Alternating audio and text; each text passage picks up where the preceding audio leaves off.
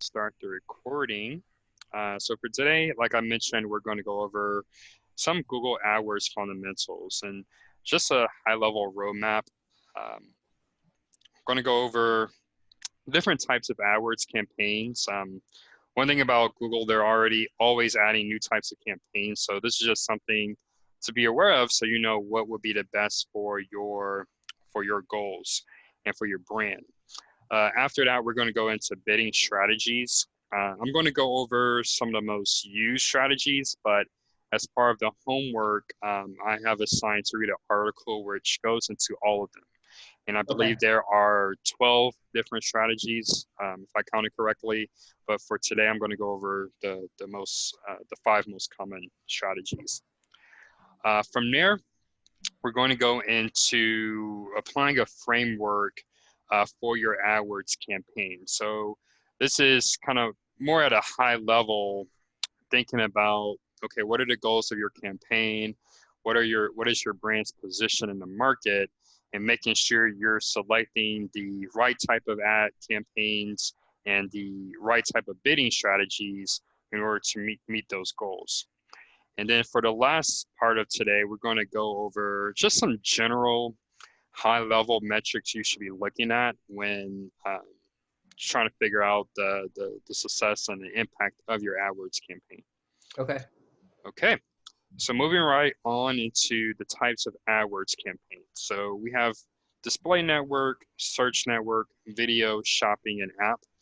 Um, Now, before I get into those specific types, it's important to know the difference between a search network and a display network.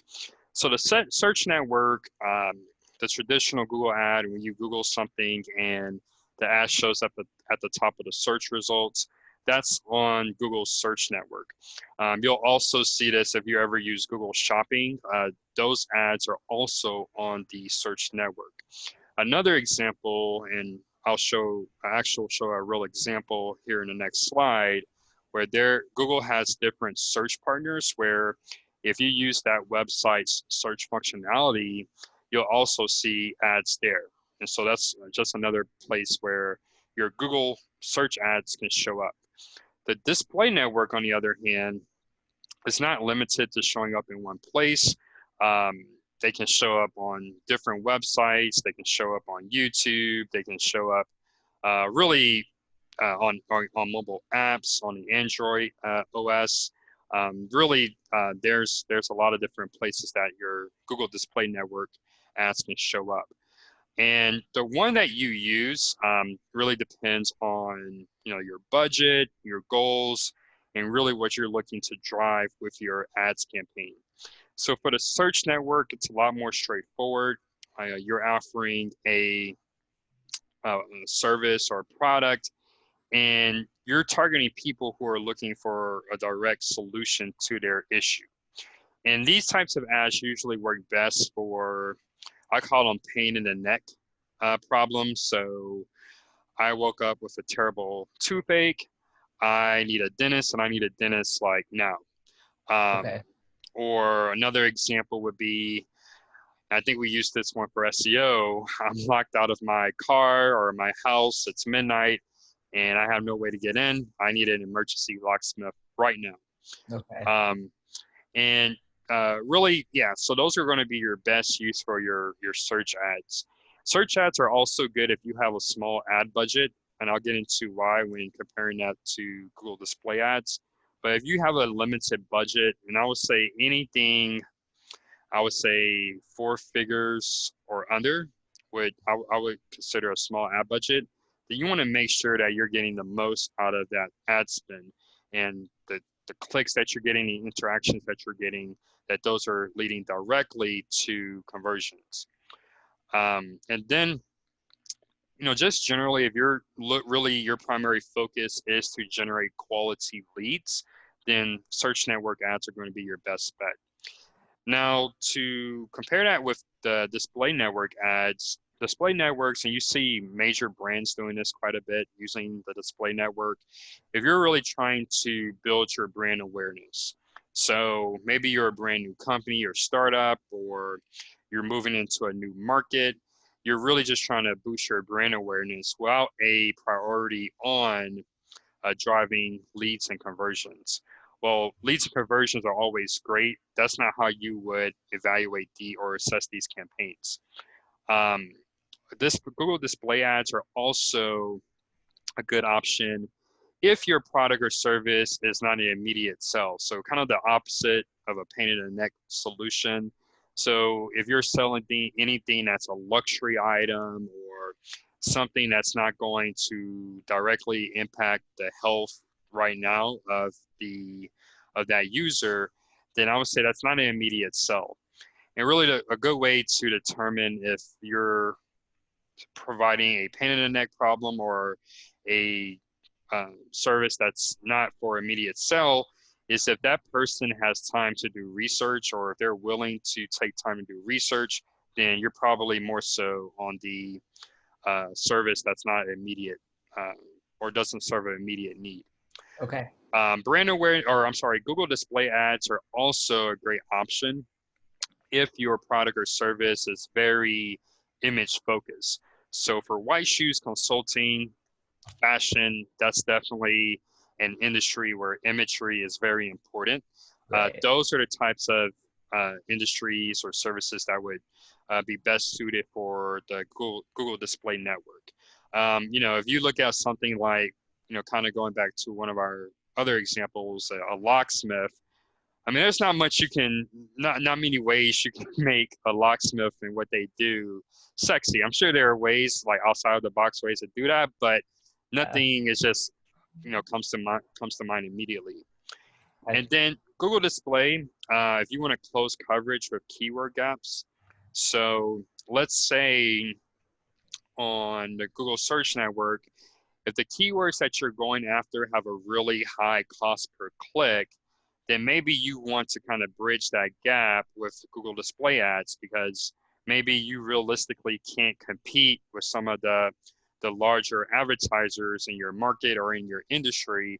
Well, maybe the Google Display Ads, they're going to be at a lower cost per click. So that's still a way to get your brand in front of your potential buyers.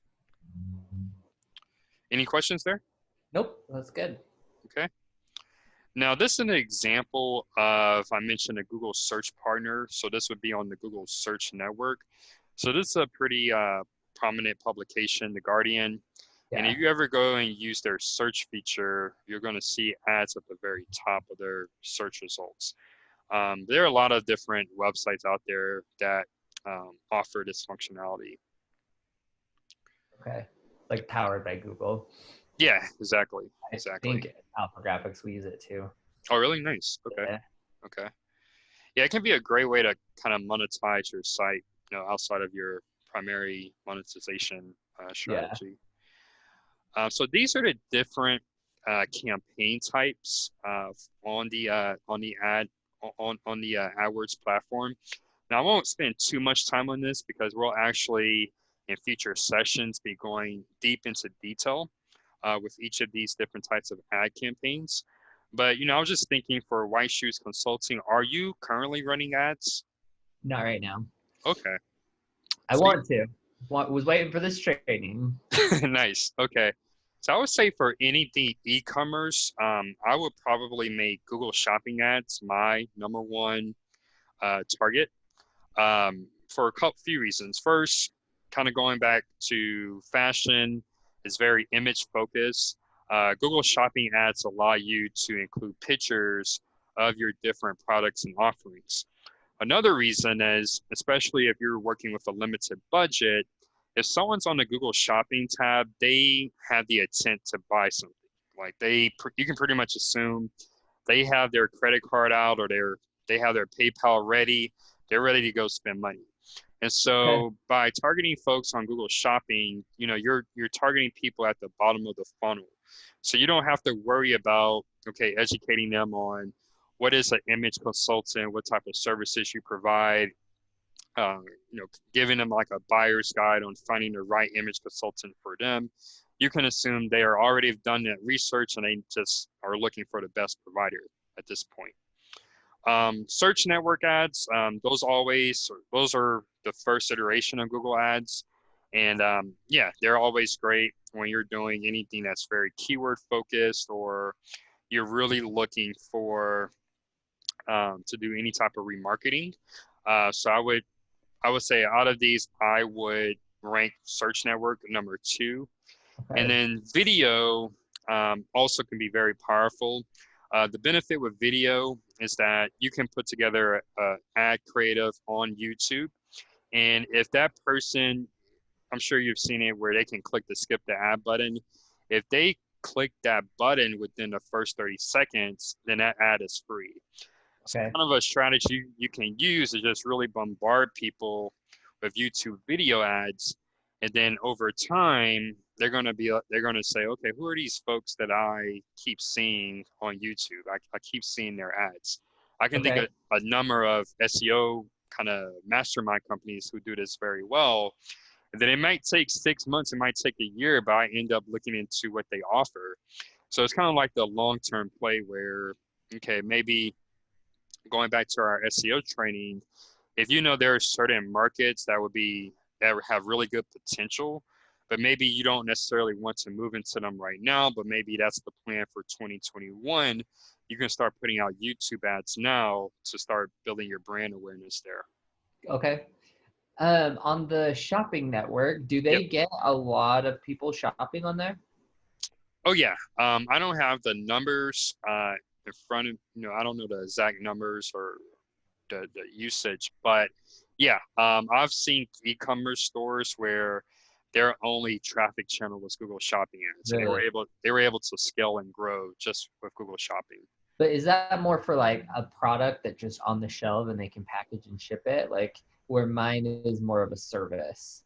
Yeah, and that would be something interesting because you're it's kind of more like a productized service. Yeah. So I've seen where um, different companies they have offered it's basically like a service, but they package it as a training. And so I'm not sure if they followed the best practices, but they basically had it where it's in stock. So if, maybe they didn't have any availability, they would say they're out of stock to kind of Uh-huh. get past some of like those SKU requirements and other kind of specifications that you have to send through the Google merchant feed. Okay. But yeah, I mean, there are productized service providers I've seen who've used Google Shopping ads. Okay. Yep. Yep. Okay. Any other questions on campaign types? No, I think I'm good. All right, great. Now moving on to AdWords bidding strategies. So for this section, kind of just want to go over automated bidding versus manual, and then from there go over some of the common bidding strategies. So for the first part here, automated versus manual, I'm sure you can reasonably assume some of these pros and cons. With automated bidding, you're pretty much leaving it up to Google to drive the most potential from your keyword at a defined max cost per click.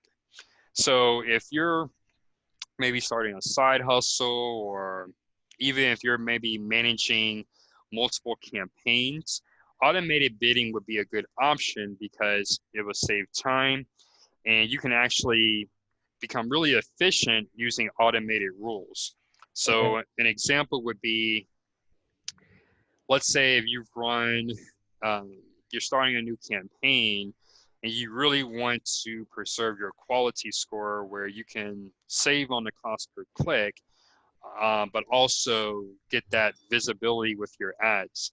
One automated rule you might want to set up is if my keyword or if this ad drops under a certain click-through rate percentage, then pause the ad. Because click-through rate, as we'll go into here towards the end of this session, is a very important factor with determining the quality of your ad. And if that click-through rate is low, that's pretty much telling Google that, hey, this keyword, this ad copy, or the combination of the two is not good quality and doesn't serve the user's needs. So there are a lot of different automated rules that you can set up. Another one, if you've spent a certain amount of money on a particular ad, but it hasn't led to any conversions, then pause the ad because you want to conserve your ad spend. Okay. So yeah, those are just some of the automated rules. The cons, and this is more so just kind of something to watch out for. You have to make sure you set limits on your cost per click. I've seen situations where if the advertiser were to bid on the particular keyword manually, they would have spent $10, but since they did automated billing, they spent $40. So obviously that's not good. You spent 4 times what you had to. So you want to make sure when you're using automated bidding that you give Google the reins, but you also set limits onto how much they can spend for any specific click. Okay. Another con of automated bidding is that as Google collects more data about your campaign, it can make modifications based on bad data or data that's really outside the norm. So this current COVID situation is a perfect example where you might have ran an ad campaign for several years. It always did really well for you. But since COVID has changed buying behavior, consumer behavior online, that particular ad campaign or ad group isn't converting as well as it did for those years or however long it was. So since March, if Google is collecting this data, it's really not taking into account that, okay, before this campaign or ad group was doing really well. And so Google is basing some of the modifications, the ad spend and whatnot, based on what's happening with COVID. But that might not be the best solution when you look at the big picture. Okay. So it is helpful. Automated bidding is definitely helpful, but you have to make sure you understand any type of market forces, whether there's within your industry or at a higher macro level, that may cause Google to be looking at bad data and make manual adjustments accordingly. Okay. Now moving over to manual bidding. So of course the big pro here is you have greater control over your bids at the ad group and keyword level. So you really there won't be the situation where you're going to spend more than you need to for a particular click or spend more than you want to. The cons are, of course, you're going to need more time for management. Yeah. And if you only have one ad campaign, that might be manageable even if you are, doing other projects. But if you're maybe doing this for several clients, maybe if you're going back to your Alpha Graphics owners and saying, okay, we're going to bid or manage your ads now, you probably want to shift to automated bidding. And Okay. then another con, and again, this isn't really a con, but something to keep in mind, you really have to have a thorough understanding of your campaign's goals and your numbers. So you need to know, okay, if I want to make a profit on this particular ad campaign, this is this is the max I can spend in order to see a reasonable profit where I hit my desired margin. Okay. So really understanding the financials and how that translates to your Google ad campaign. Okay. Now, what I recommend is actually doing a hybrid. So you automate as much as possible with different rules. So like I mentioned before, if a cost per click or if a click-through rate, I should say, drops below a certain level, or if the conversion rate drops below a certain level, then you pause those ads, but make those automated. And then maybe once a week or twice a week, or you actually go in and kind of just look at and see what's going on, and making sure that any shifts in your priority, those are reflected in your campaign. Now, one thing is actually going to be one of your homework assignments I found really helpful is setting up automated reporting to where maybe once, a week, so every Monday morning or Friday afternoon, whatever makes sense of your schedule, you have a report that goes out that shows your key metrics for the week. Right. This way, if you are using an automated strategy, If everything looks good, well, you just keep it the way it is. But if there's something that looks off, then that informs you that you need to go in and make some adjustments. Okay. Okay. Any questions there? No, that Okay. makes sense. Okay. So these are some of the common bidding strategies. Like I mentioned at the beginning of the session, I'm going to share an article that goes into detail about several more that aren't listed here. But Okay. these are usually going to be those that are going to get you off the ground, get your campaign moving. So first we have target cost per acquisition. So use this when you're looking to optimize for conversions. And basically the way this works, and I guess one thing to mention here, all of these except the manual bidding, which is going to be on the next slide, these are all based on the automated bidding strategy. Okay. So cost per acquisition, you really just have to know your acquisition cost. So if you're looking to make, I don't know, 2x, well, then you need to know what that acquisition costs to make sure that you're meeting your profit margin. So that might be something you know, it might be something you'll have to kind of work out as you go along, but really this is the goal of this bidding strategy. Okay. Return on ad spend. So it's somewhat similar to cost per acquisition, but it's specific to your ad spend. So let's say that for every $2 that you spend on Google Ads, you want to make $10. So there's Okay. actually a formula here that you can use, fairly simple. It's the sales amount. So in this case, it would be $10.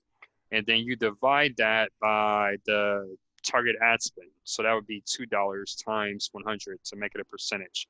Okay. And so doing that in my head, that would be, so let's say if you wanted to make $10 on every $2 of ad spend, that your target ROAS would be 500%. Okay. So again, something you might need some time to kind of work out what would make sense with your company's financials, but something that can really help you get the goals that you're looking for. The third bidding strategy here is, I would say, more simple. It's simply maximize the conversion. So based on your max daily budget, Google will run the bids to ensure you get the most conversions possible. So that means that might mean shifting the max CPC, max cost per click at certain times during the day, to make sure that you're bidding the most when you're more likely to get that conversion. That could also mean bidding more on certain keywords and less on others, or bidding more on certain ad groups or ads and less on others. And really the goal again is to maximize their conversions with your daily budget. Okay. Then moving on to the next slide here, enhanced cost per click. So this is also referred to as smart campaigns, smart bidding in AdWords. But basically, you're pretty much telling Google that, hey, manage my bids based on the likelihood of driving a conversion. So again, it's really going to be helpful if you do have some ads data for Google to use, so that it knows, the probability that you're going to drive a conversion based on different factors like time of day of the week, keyword, ad group, and so on. Okay. The second bullet point here, maximize clicks. So fairly simple. You have a budget and you just really want to get the most clicks possible with that budget. So this is usually good if you're looking at the top of the funnel or middle of the funnel. So you're not necessarily going after conversions, but you really just want to get more people, more potential customers to your website so that they at least are familiar with your brand. But if you're really looking for conversions, then I would probably stay away from maximized clicks. Now, when you're first starting your campaign, obviously you're not going to have any conversion data. So some of these strategies won't be appropriate. So I would start with a maximized click goal or strategy, just so that, again, you get more people to your website and you can start getting them engaged with your brand. And then, And then finally, we have manual CPC bidding. So exactly as it sounds, you are doing all the active management for your campaign. Of course, you can do, this gives you more control, but it does take more time out of your day in managing the campaign. But like I said, I would recommend doing a hybrid of automated and manual, just so that you get the right balance of control and time management. Okay. Okay. Any questions on bidding strategies? Nope. Okay. All right. Moving on to the See, Think, Do framework. And going back. So basically, this is a framework it's kind of at a higher level. This isn't specific to Google Ads. You could also probably apply this to Facebook, but it's the framework to look at when strategizing your ad campaign, looking at the types of ad campaigns you're going to do, the type of creative that you're going to use, and the copy that you're going to use, both within the ad itself and on the landing page. And so C is pretty much at the top of the funnel. So these are people who are unaware of your problem and they're unaware of your solution. So I guess, kind of bringing this home to White Shoes Consulting, what would be the kind of high level profile of someone you would think would be in that C phase where they're not familiar with image consulting, they're not aware that there's professionals that offer the service, but they may be a good candidate? Yeah, probably somebody, I'd say people that are starting to go through like a life change. Okay. Like, be more Like specific. a new job, weight loss, broken up with a partner, something along those lines. Okay, great. Great. So, yeah, during that C phase, I think you just mentioned a few angles you could go after. You want to make sure that your copy, your creative, your landing page all kind of reflect that. So you're not necessarily trying to sell to them, but you just kind of want to let them know that you exist. Right. Now, moving on to the think phase. So kind of using some of the examples you threw out there. So let's say someone, they've just undergone, a big weight loss. So they've lost quite a bit of weight. So obviously some of their, or probably all of their old clothes really don't fit them. So they need a brand new wardrobe. So, and they're aware of this problem that they can't wear any of their old clothes. And so now they start thinking about, okay, I have lost weight. I can't easily just go and find, um, clothes that fit me, but maybe I just really want to have a new look, a new style. Right. So now they start thinking about, okay, are there professionals out there that can help me? Okay, they are. There are. So these are people that, kind of looking at our funnel, they're in that middle stage. And so at this point, again, you really want to, there's no reason for you to kind of help them identify the problem. They already know what it is, but really kind of more so differentiate yourself into showcasing why you're the best fit for them.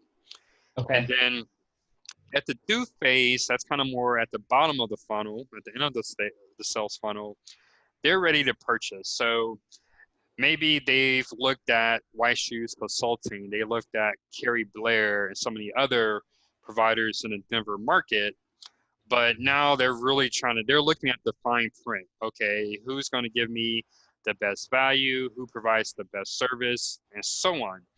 And this is really kind of where you want to get into those finer details. You might want to send them testimonials of your past clients and really kind of help them cross that finish line. Okay. So that's going to be your do phase. And this is really this mirrors the customer journey we use during the SEO sessions, where tofu, mofu, and bofu.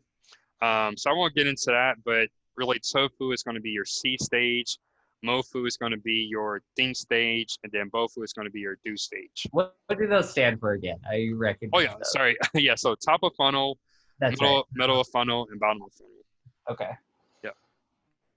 I'm like, that's familiar. So again, the C stage, during this stage, your primary goal is to increase brand awareness with your target audience and establish what your brand stands for.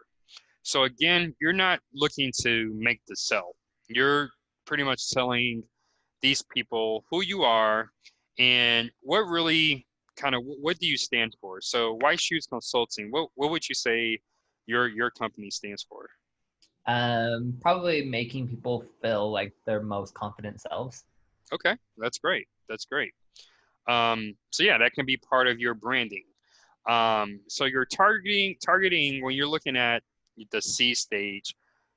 I wouldn't say that you're throwing spaghetti at the wall to see what sticks, but you are going a lot wider than you would at some of the other stages because honestly, you're really trying to figure out that target market and who is really going to who which demographics your ads are really going to resonate with. Okay. And they, like I said, your goal isn't to make the sell right away, but you're really building up that credit, that equity, so that when that person is ready to make a decision, that they know to go back to you.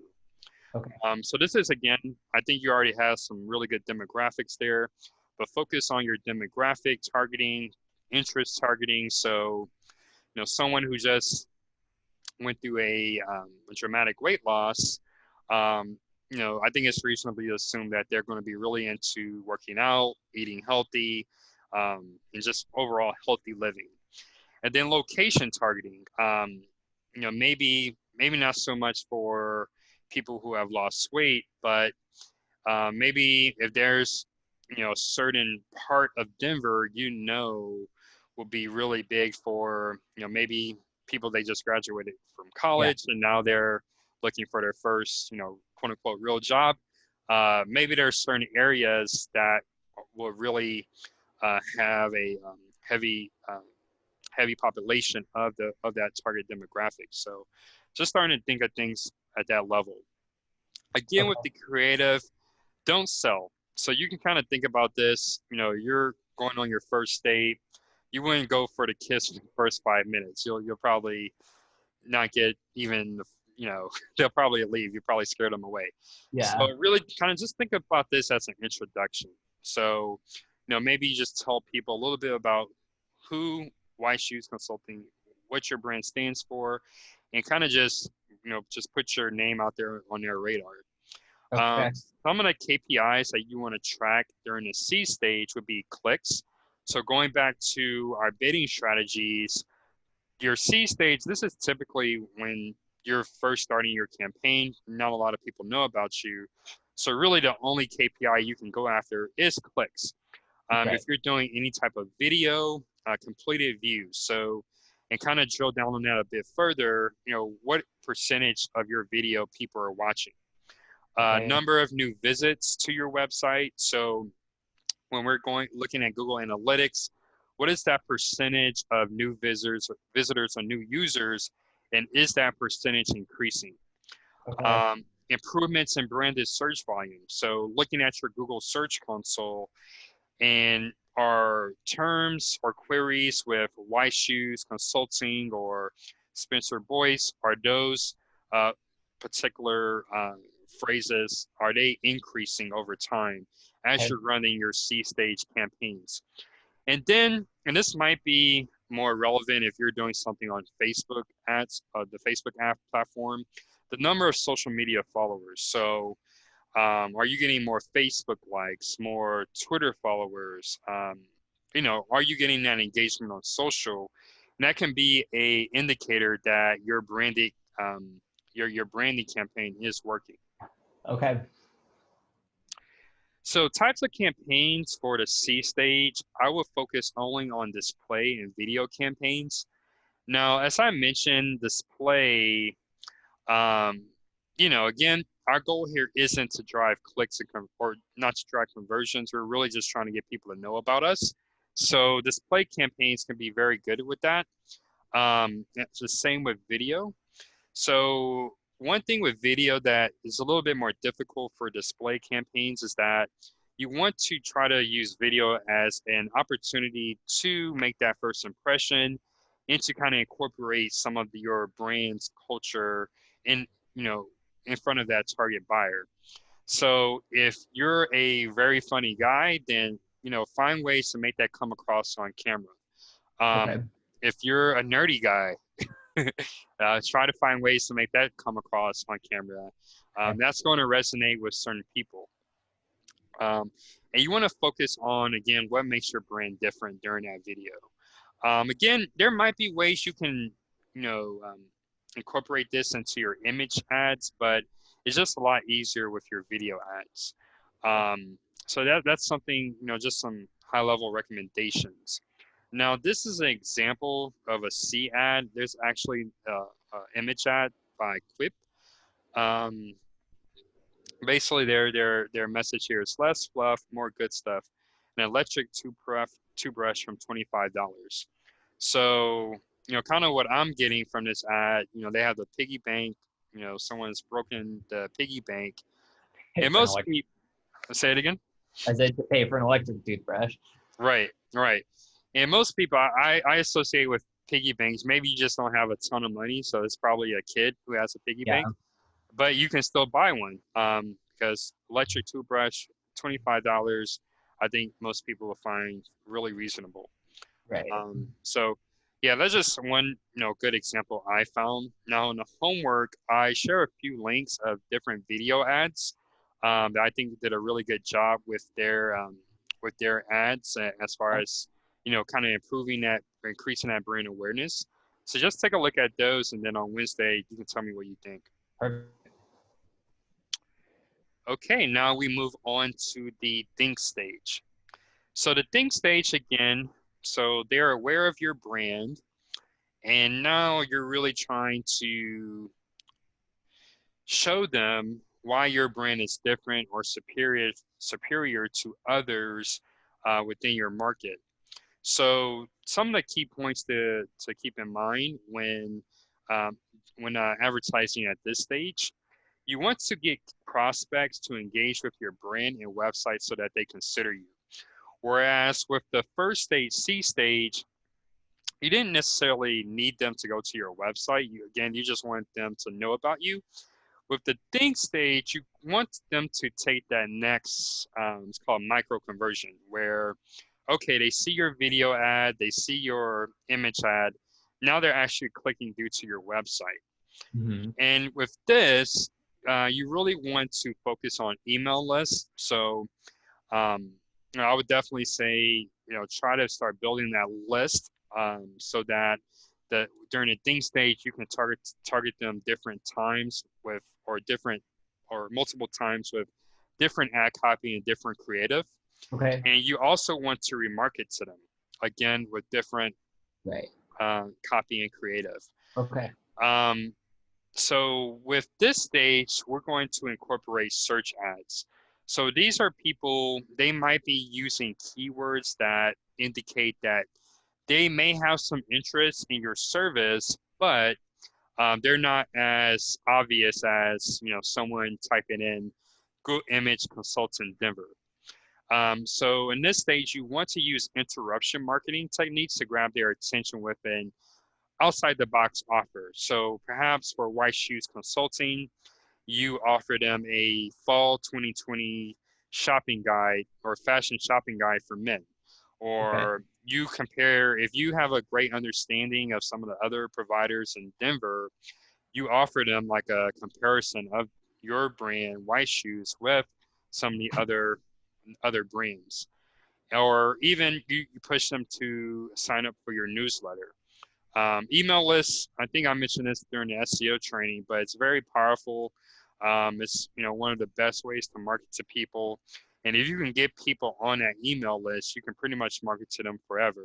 And you don't have to pay. So always try to push people to that email list and that signing up for that newsletter when you're at this stage. Okay.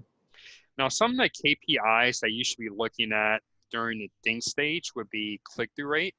So the people that you're targeting at this stage we can assume that they're already familiar with your brand, or they already know that they need your service. So they're more likely to click on these ads at this stage. You also want to look at page depth. So page depth, the best way to monitor that is with a heat map. So part of one of the homework assignments for today's session is I want you to go in and install a heat map on your website. Okay. Uh, Probably the most popular one is Hotjar, or one of the most popular ones is Hotjar. Okay. And basically, they actually offer a free option where you can install the heat map on 3 pages on your website. So, and really, how I would use that, we can do a detailed kind of review once you install it. Look at, on average, how far someone is scrolling down your page. Okay. And if they're not scrolling very far, or they're not scrolling to the meat where the part that you really want them to consume, then Mm-hmm. that's a good indicator that, okay, maybe they're just not interested. Maybe there's something wrong with your messaging. There's something that's not aligned. And you need to go back to step one in aligning your keyword, your ad copy, and your landing page. And then the third KPI type here would be assisted conversions. So this is something else we went over during the SEO training, but looking at this as kind of a journey for your customer, they might not convert on your first visit. More than likely, they're not. They might not convert on your second visit. On their second visit, they may not on their third visit. It might take them the average of 7 times, 7 interactions with your brand before they actually convert. And so, assisted conversions help you understand what role paid paid advertising plays in during that journey. And if, I mentioned paid media, but you're also going to have, of course, SEO, social media, and so on. But you want to start looking at your assisted conversions more here to help you understand, okay, if someone lands on my website from SEO, well, then I know that they're usually going to get monitored or get targeted with my remarketing campaign on average 3 or 4 times before they make a buy. So um, just something that you really want to focus on for this stage. Now, what type of campaigns should you use when you're at the think stage? So there are 4 types: search campaigns, shopping campaigns, display campaigns, and YouTube campaigns. Now, for search campaigns, you want to target keywords that um, are related to the problems that your service provides or the solution. So those go hand in hand. You probably could use those interchangeably, but we were to go out and do some keyword research. Maybe something like fashion consulting, new career. Maybe that would be our seed phrase, and then figure out what are some of the keywords that people are using in Google to look for something similar. Okay. Categories, now, if we bring this home to White Shoes Consulting, this could be, you have keywords that are targeted to men. So Mm-hmm. simple men's fashion consultant, women's fashion consultant. Uh, Outside of gender, what are maybe some other categories that you can kind of categorize your keywords in? Ooh. Um, I'd have to think through that one. That one's kind of hard. Okay, maybe that's something I'll ask for the homework. Yeah. So yeah, let me write that down. It's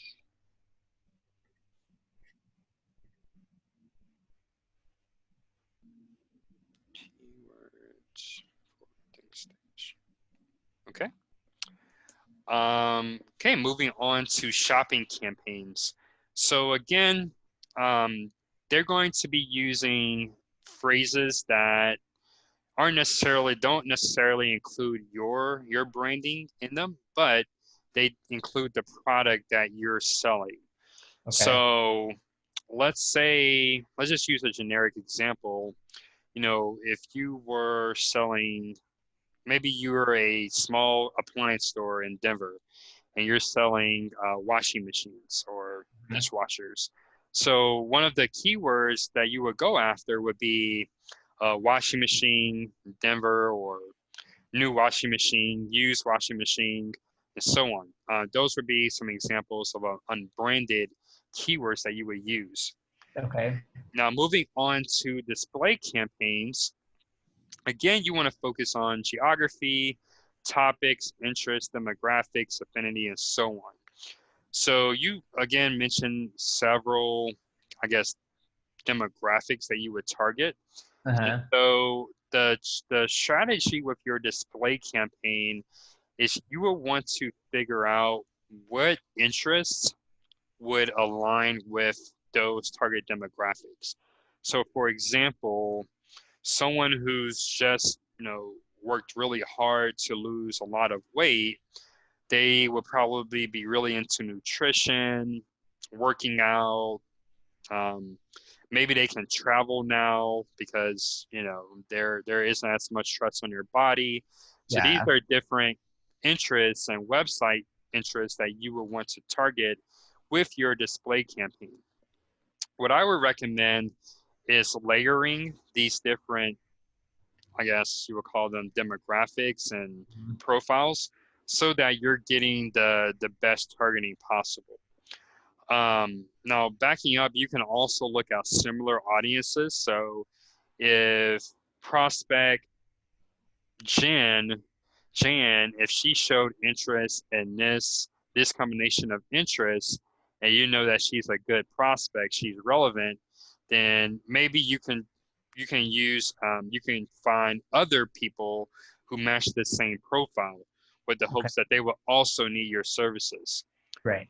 You can also do customer matching. So maybe you kind of going back to the importance of having an email newsletter or just an email sign up. You can actually add those emails into Google AdWords and target people based on their email account. Yeah. So that can be so customer match. That's kind of a misnomer. It's really, I guess, email match. But you can target people based on their email and those who have showed interest. Okay. And then finally, we have YouTube campaigns. So the important thing to remember about YouTube and the display campaign, and this also applies to any type of paid advertising on social media, is that the difference there is that you're pretty much interrupting what that person is doing. Someone's not going to their favorite website or to YouTube to necessarily watch a video about image consulting, Right. but they may be looking at, I don't know, they might be looking at cat videos or, funny, I don't know, fails from July 4th, 2020, like funny home videos. But what you're trying to do is find a creative that's going to interrupt their pattern flow to where you're going to grab their attention. And Right. so that's probably more of an art than a science. But figure out, okay, based on your demographic, what's really going to catch their attention, and do it in a way that you're not being um, a butthole about it, but you come across as a nice guy and someone that they will want to work with.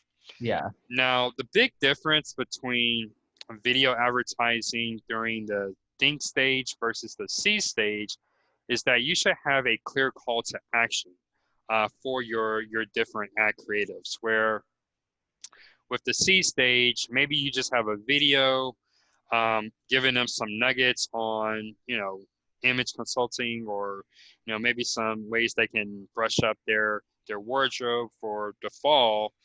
With a think stage campaign, you want to have that clear call to action where if you want more tips, check out my website and sign up for my email newsletter where I regularly give out tips or send out tips on how you can become the belle of the ball. I don't know. You have to Yeah. work on the messaging, but yeah, Right. you get the point. Yeah. Um, Now moving on to an example of a think stage ad. So Purple, they're a mattress provider, and this is actually the landing page after someone clicks the ad. And so I've talked a lot about the ads and creative so far, but the landing page is just as important, if not Right. more important. So one thing that, two things to keep in mind here with their landing page is that they're pointing to reviews. So they actually are um, have a review section where someone, maybe they know that they need a new mattress. Maybe Mhm. they know they don't want to go and do the traditional buy something at the at their local mattress store or furniture store. So they're checking out Purple, seeing what they offer. So when you're at that stage, you're going to be looking at reviews. One thing that they don't include here, at least here above the fold, but people may be interested in is the pricing. And then you can even try in store. And that part, that's going to be um, different based on your service. But, the one thing, if you're buying a mattress, the one thing you would probably want to do is try it out, see how comfortable it is or does it fit your needs.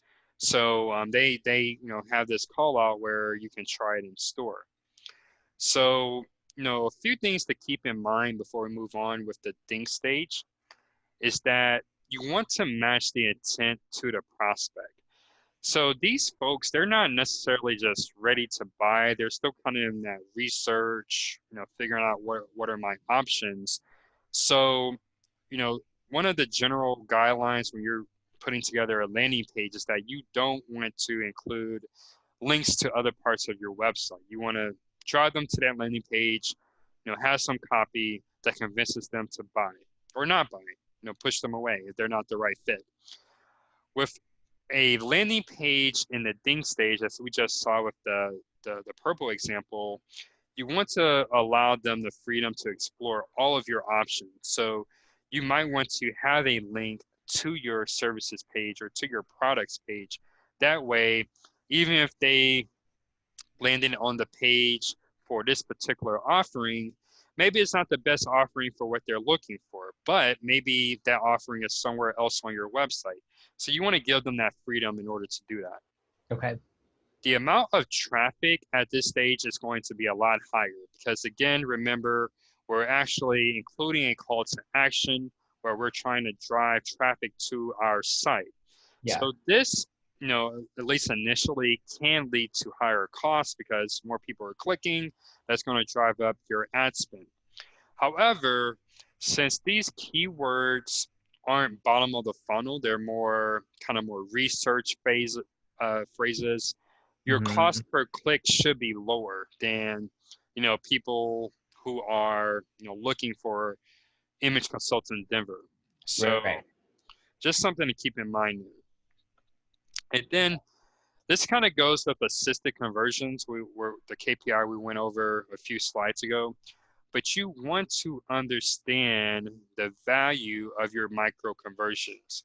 So this goes from anything to understanding the value of a new email subscriber or the value of someone creating a new account or the value if someone downloads your lead magnet, whatever that may be. And this, again, this is probably going to take some time to understand the value, the dollar value for each of these different micro conversions, but it'll help you understand, okay, if I'm paying for a click at this stage, what is my kind of cost per acquisition? Kind of help you better understand, and incorporate into your strategy, how much you should be spending for these clicks at this stage. Right. Okay. Any questions there? No. Okay. Now moving on to the do stage, and generally when you see an ads campaign that's not working well, it's because people, the advertiser or the business owner, they skip directly to this stage without, the proper setup with the see and think stages. Now, if you're providing certain types of products or services, again, emergency dentist, emergency locksmith, well, then you really could probably skip on to the do stage. However, if you're providing a product or service where uh, that person may need time to research, well, then you need to make sure to have these different stages in line so that you're getting the most out of your ads campaign. And so the goal with the do stage is really simple, generate sales. So you can assume that your prospect, they've already gone through these previous two stages. Now you're just trying to push them past that finish line. And you want to target, you want to assess people who show the highest purchase intent via search queries or browsing history on your website. So again, kind of going to search ads, these are folks who are putting in those bottom of the funnel keywords. Image consultant Denver, usually a key giveaway if someone is ready to buy, they're going to have queries related to cost. They're going to be wondering about the cost of a particular service. This is also where you really want to lean heavily on remarketing. So if this particular person, if they've visited your website, they have at least shown some initial interest in what you offer. And now it's the job of your remarketing campaign to continue to nurture that lead and Right. push them to that, past that finish line. Okay. Creative, you want to be direct here. So, kind of going to an offline example, if you've been on, let's say, several dates, or you've been dating the same person for, let's say, what, 5 or 6 months at least, and you're ready to take that next step, but they really haven't shown that commitment, well, at that point, it's more appropriate for you to be direct with them. Like, where is this going? I don't, I don't have all of my life to date you. It's kind of the same idea when you're Right. targeting people at this stage where, okay, you'll have to work out the ad copy, but you've seen us, you're familiar with our brand, ready, let's, take the next step. And so this is where you'll see brands, advertisers, they really lean into those pain points. And so kind of going back to the example of some of the reasons why someone would need an image consultant, why would it be important for someone who is looking for a new job, or they just landed that new job, why would it be important for them to work with an image consultant? Just so that they can put their best foot forward the first day of the job and not worry about what they're wearing, but more so worry about their performance. Okay, now why is that important? Um, just it's going to help with their overall confidence and their ability to do the job. Okay, and why is it important for them to do the job? Because that's what they're hired to do, to Right. keep that paycheck coming in. Right. So yeah, so I mean, yeah, you kind of keep you have fun with that why Keep going exercise down. until Yeah. you really get to the main reason. So, Right. Okay. some of the things I would add there is, okay, yeah, they want to have confidence, do their job well, make a good first impression. That's going to help them, possibly get the promotion faster or get a pay raise faster. That help them achieve their financial goals faster. That'll help them, if they're maybe thinking about, you know, growing their family or starting a family, that allows them to do that faster and with more security. So, yeah, Yeah. I mean, you can really just keep on going. And typically, what I would do, so for each of your demographics, understand what is that problem that you're trying to solve, but then, maybe brainstorm five, I would say at least 4 to 5 of those different problem solution combinations. That way, when it's time to target ads at the do stage, you kind of have a library of different angles that you can market to people with. Yeah. So, yeah, so definitely strategy plays a big part in this stage. Um, so again, also, and this will probably be more relevant to your ad copy and landing page, but you want to reinforce why they should buy from you white shoes. And you want to address any potential pain points. So going back to white shoes, why should they work with you versus Carrie Blair? Um, I I don't know. Okay. Because I think we do the same stuff. I'd say one, because I'm a dude, so I bring a different perspective. For sure. And I would say probably the level of personalization I do. I'm not all about like, oh, we had a contract. I did 3 looks for you. We're done, cut and dry. I try and keep ongoing communication with a lot of my clients. So there's still Nice. a lot that text me and just like, hey, I was at the store, I bought this, how do I style it? And I try to keep those forms of communication open. Yeah, and that's perfect. Where, I'm not saying this is true, but if Carrie Blair, if she's kind of taking a more kind of get you in, get you out Right. approach, you can kind of really hone in on that personalization. I really look at this as a long-term relationship, not just a transaction. Um, and I would even say when it's time to start building up your testimonials, whether that's text or video, try to steer your happy clients into kind of mentioning things that, just further validate. Those are, actual things that make you and White Shoes Consulting unique. Right. So yeah. Um, So that's really good. And then you want to address any potential pain points. So I actually one of our homework assignments for this session, it's actually a podcast I listened to recently here. But basically, you want to just brainstorm in advance. What are those frequently asked questions that people always ask or ask regularly, and you already want to have answers to those. Right. So frequently asked questions, objections, you want to make sure that you're already ready. You want to take a proactive approach, and you want to incorporate this perhaps on your landing page where you're going to have those users click through to. Now, just from your experience, what are some of the objections people would have with working with an image consultant? A lot of the ejections have been more so just about location. A Okay. lot rather do it in person versus virtual. Okay. I've had to convince a lot to give the virtual shot a try. Okay. That's probably my biggest one right now. Okay. Look, cost doesn't ever really come up. Again, COVID, just because like a lot want to go actually out shopping together Mm-hmm. versus Mm-hmm. more online stuff. But Yeah. that's one that we're both kind of facing. So it's not really something Mm-hmm. I've had to come up with a creative solution for, if that makes sense.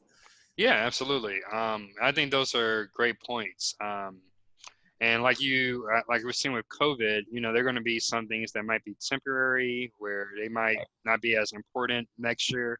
But, you know, um, like you've seen with your business, it definitely opens up opportunities where now you can work with people and have a reason to work with people all over the country. Yeah. Yeah. So yeah, that's great. As far as KPIs. So this is really straightforward conversions, um, revenue, kind of some of those really bottom line business goals and how your AdWords campaign is contributing to those goals are very important here. Okay. Okay. Now, types of ad campaigns. So we have search campaigns, shopping campaigns, and display campaigns. So for your search and shopping campaigns, I would really focus on branded traffic or branded keywords, I should say. So, targeting keywords that have White Shoes Consulting in them or Carrie Blair in them, or, I forgot some of your other local competitors. Mhm. Um, and we're looking at specific products, maybe if there's a go-to brand that you regularly recommend for your clients, and of course, you can break that into men and women. Right. Maybe you include some product-based keywords. Okay. Also, remarketing campaigns. Um, and I really like the competitor keyword or strategy, because this is one way. If there's a competitor that's outranking you, I mean, if they're really just doing a lot better with their SEO, if you compete or if you bid on one of their keywords, well, Google is always going to put your ads on top of their organic listing. So Right. it can kind of be like a roundabout way of getting more of that visibility when your SEO campaign is building momentum. Okay. Shopping campaigns, pretty straightforward. So go after branded or shopping or branded phrases. Now, we even say you can use competitor phrases here for your shopping campaigns. And then again, this is really another situation where you want to lean into your remarketing. So, do you have a remarketing pixel set up on your on the White Shoes website? I don't know if it's actually placed yet. Like I said, I have a guy who's updating my whole backend right now. Okay. Uh, so I'm kind of waiting until that gets finishing. There's a couple more weeks on it. So with our Okay. contract. Okay. Yeah. And I would say, yeah, definitely when you're reworking a website, that could cause some issues. But Yeah. the earlier you can get this Because added, can it pull data even if I'm not running anything? it cannot. So you actually have to have it added there. Right. So I have to have it on the site and I have to actually be running some sort of paid campaign in order for the data to pull, right? Oh, no, no, I misunderstood your question. No, so you can actually add it and have no, um, I guess, leaning towards doing Google Ads maybe for the next year. Really, yeah. I would say if you have even a feeling that you're going to be running Google Ads in the future, just Yeah. add the remarketing campaign. Okay. Now you do need an AdWords account set up, Which but I believe I do. yeah. So yeah, just make sure you have that account set up, and then yeah, you can just grab that pixel, that remarketing tag, and then just add it.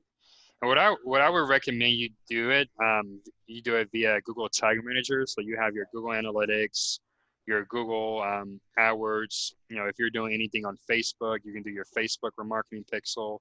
You can add all of that in one container of code, and then you just have to add that code to your site once. Okay. I Yep. can do that. Yep. Okay. Moving on. So this is a ad example from the Do stage. It's Harry's. They sell razors. Right. Um, so yeah, so they're just providing different options, creative way of doing it. But yeah, it's kind of like you look at less expensive or it definitely draws attention. Like what are they talking about? But Right. yeah, so any questions on the different ad stages before we move on? I don't think so. Pretty thorough there. So I Okay, think that's great, great. I that's my goal. good. So now we're going to get into just some high-level things you should be looking at when measuring the impact of your campaign. And during each session after today, where we're talking about specific types of ad campaigns, there are going to be specific metrics that we want to review. However, for today, these are high-level metrics that, regardless of the type of campaign that you're running, are important are are important to just get a handle on and make sure that you're optimizing and going in the right direction. So quality score. So quality score, and kind of backing up a bit, Google, they're really big on providing the best experience for their users. Right. So if we use an SEO example, if someone was typing in, I don't know, best dog treats in their area or just in general, and it just keeps returning, best candy for humans, well then over time that's going to piss off users where, okay, this isn't really what I'm looking for. I don't know what's going on with this search. Maybe I'm going to go to Bing or another search engine or even go to social media to find what I'm looking for. So that's something that Google doesn't want. And really one of the reasons why Google was able to pretty much transform the search engine industry, whereas many of the old school search engines really never made that step because they had the highest quality product. Mhm. And so their ad platform is based on this idea that, okay, we want to show ads to people where they're most relevant and people who are looking for these products or services. And so the metric that Google uses to assess the quality of a keyword or an ad is quality score. Mhm. And the definition, quality score ensures that searchers see relevant ads and have a positive experience. And there are several key factors that determine the quality score. Click-through rate, we already talked about that quite a bit in our SEO training, but you want to make sure that the click-through rate for the keyword and its corresponding ad is it's at a good place where you're at least, in the ballpark range of your competitors. You want to look at keyword and ad relevance to the user's search query. And I would even add landing page here as well. You want to make sure that the keyword is relevant to the ad group that you're using it in. Now, next session, we're going to go into a bit on the structure of an ad campaign. But just for today, ad group is a way to structure your campaign where you have similar keywords and similar ad copy all within the same group. And that's why it's called an ad group. Click-through rate of the display URL, and then landing page quality. So to kind of simplify this a bit, assuming that you're using the right keywords to target your prospective customers, you want to make sure that there's proper alignment between your keyword, the ad copy, and the landing page. And one of the easiest ways to ensure that alignment is to ensure that you're using your keyword in your ad copy, you're using your keyword in your landing page, and kind of going back to our SEO training, you're using alternative keywords on your landing page. Uh-huh. You're also using ad copy, kind of different variations of your ad copy on your landing page. Okay. And that's kind of like if you don't want to spend too much time thinking about this, that's a pretty straightforward way to ensure that alignment. Okay. Now, why is quality score important? And, it's always going to go back to money here. And that's very important with AdWords, PPC, and making sure that you are making the best use of your ad budget. So in this example, we have several advertisers. And you can see here in the second column, their max bid, and the third column, their quality score. And so the way that the Google ad platform works, it's basically an auction where the advertiser with the highest ad rank is usually going to get the best position. And as we know from SEO, the listing that has the best position, the highest position, is usually going to get the most clicks. So the way that quality score factors into this is as such. So even though advertiser one has the lowest max bid, that particular advertiser has the highest quality score and therefore the highest ad rank. Whereas advertiser 4 here, they're bidding 4 times as much on this particular keyword, but their quality score sucks. So their ad rank is very low. Right. And so advertiser 1, even though they're paying the lowest, they're going to have the highest ranking ad. And so it's kind of like just a self-perpetuating cycle where, okay, if they have the highest position, they're going to have the highest click-through rate, and that's going to improve their quality score and so on. And so what going back to that alignment between keyword, landing, ad copy, and landing page, if you find that your quality score is low, I would advise that you just revisit that alignment. And there are going to be cases where, pretty much your ads campaign is just going to have a red mark, a black mark on it, where it might just be best to create a brand new campaign so that, you pretty much are starting fresh. Okay. Okay. So, because I thought with the quality score, we can't see it, right? So, is that the score that I'm kind of taking from SEMrush? Like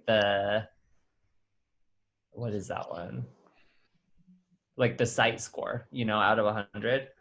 Not quite. So quality Right. score again, that's something unfortunately Google has limited the visibility. Right. But it's kind of like it's still there in the background. You just can't see it, basically. So yeah, you can't see the quality score, but this is how it factors into how your ad spend is used and how your ad is ranked. Yeah. Yeah, Okay. yeah. Does that answer your question? I think so. Yeah. Okay. Now moving on to click-through rate. Again, this is an old friend from SEO, but as I already mentioned, click-through rate has a direct impact on your quality score, and it's one way to indicate whether your ads are relevant to Google users. So you might be doing everything right with the keywords. You might actually be doing everything right with the ad copy, but perhaps your ad copy isn't written in a way that's going to entice that click from the Right. user. So that's where you just kind of have to go back in and figure out ways to make that ad copy more enticing. Right. So one way I like to do it, I use what are called power words, and I'll share a PDF of those in the resources for this session. And these are, power words that or words that evoke emotion. And there have been a lot of research done. Psychologists have studied these keywords and their effect on people, and these are keywords that usually affect emotion. Another thing you want to look at, and I'll also share, are it's called the headline analyzer, and basically it'll tell you kind of your headline. Is it more of an analytical headline? Is it more empathetic? And this is going to vary based on the type of product or service that you're offering. So I'll share those as resources and you can kind of dig into those a bit deeper. But, kind of going back to the point here, these are all different ways you can improve the click-through rate for your ads. Okay. Okay. And then conversion rate and cost per conversion, I think this is fairly straightforward, but essentially conversion rate, the percentage of all clicks that actually convert.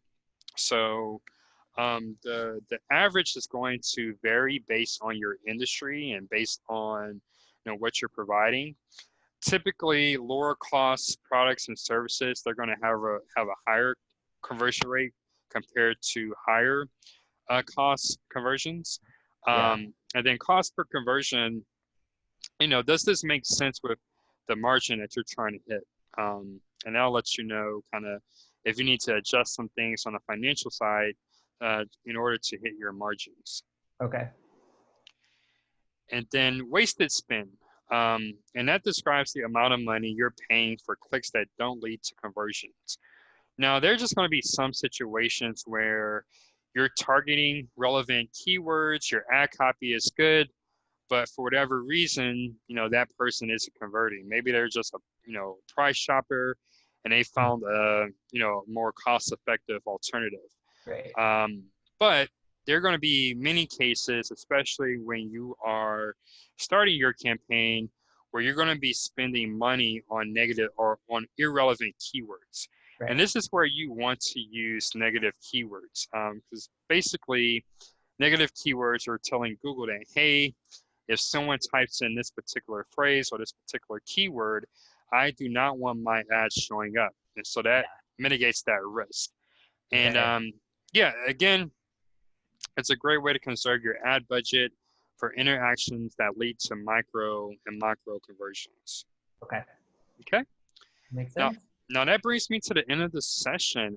Is there Okay. anything you wanted to go over? I don't think so. All of that was really good. Thanks for like the run through on everything. It was kind of a good refresher for me. Yeah, for sure. And yeah, next session we're really gonna kind of dig a lot deeper into the AdWords interface. So not so many slides. Right. Okay. Sounds good. For homework, so you'll upload